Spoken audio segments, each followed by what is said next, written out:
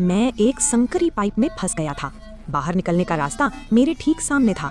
जैसे जैसे मैं आगे बढ़ रहा था, मेरा दिल तेजी से धड़क रहा था, लेकिन अगले ही पल एक ब्लेड नीचे गिरा और मेरा रास्ता पूरी तरह से अवरुद्ध हो गया।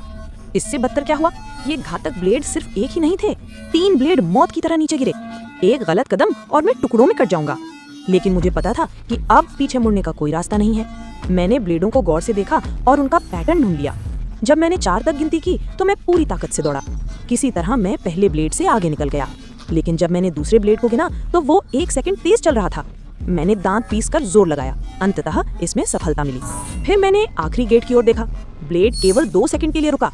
कोई भी सामान्य व्यक्ति सुरक्षित रूप से वहां से नहीं निकल सकता था, लेकिन निकास वहीं था। मुझे ये सब जोखिम उठाना पड़ा। मैंने ब्लेड को देखा और 2 सेकंड गिने, फिर अपनी पूरी ताकत से आगे की ओर कूद पड़ा। लेकिन अगले ही पल मैं अपने टूटे हुए शरीर को बाहर की ओर घसीटने लगा और एक पैर खो बैठा, लेकिन मैं अंततः आजाद होने वाला था। फिर मैंने हाथ बढ़ाकर उस खुले स्थान को छुआ और पाया कि वो तो केवल एक डिजिटल स्क्रीन थी। मैं पूरी तरह से टूट गया।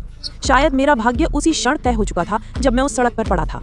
अभी 1 दिन पहले मैं सड़क के बीच में लेटा हुआ सब कुछ खत्म करने की योजना बना रहा था, लेकिन जब कार मुझसे टकराने वाली थी तो मैं पीछे हट गया। जब ड्राइवर ने मुझसे पूछा कि क्या मैं ठीक हूँ, तो मैंने झूठ बोला और कहा कि मैं बस गिर गया था।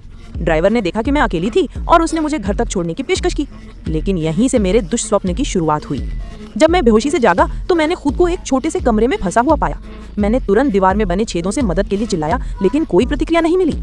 मैंने लोहे का दरवाजा खोलने की बहुत कोशिश की। तभी मेरी नजर अपनी कलाई पर चमकते हुए कंगन पर पड़ी। तभी मेरे पीछे का दरवाजा अचानक खुल गया और एक अनंत सुरंग दिखाई दी। मैं घबराकर अंदर घुस गया। दरवाजा तुरंत बंद हो गया। मेरे पास कोई और विकल्प नहीं था, इसलिए मैं पाइप के माध्यम से आधे रेंगता रहा। कुछ ही देर बाद मैंने कुछ ऐसा देखा जिसे मैं कभी नहीं भूलूंगा। एक चोट शरीर मेरा रास्ता रोक रहा था। मुझे भयानक दुर्गंध सहनी पड़ी और लाश को अपने पीछे घसीटना पड़ा। मैं मुश्किल से सांस ले पा रहा था कि अचानक मेरी नजर अपने ब्रेसलेट पर पड़ी। एक उल्टी गिनती घड़ी प्रकट हो गई थी।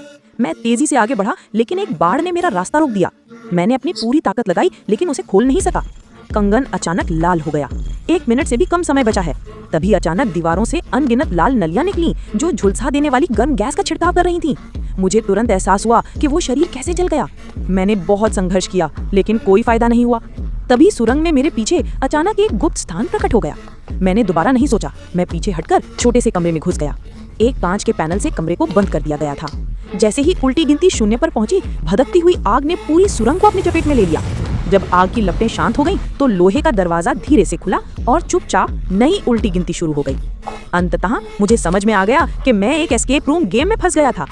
हर बार जब उल्टी गिनती समाप्त होती तो सुरंग में घातक लपटें भर जाती।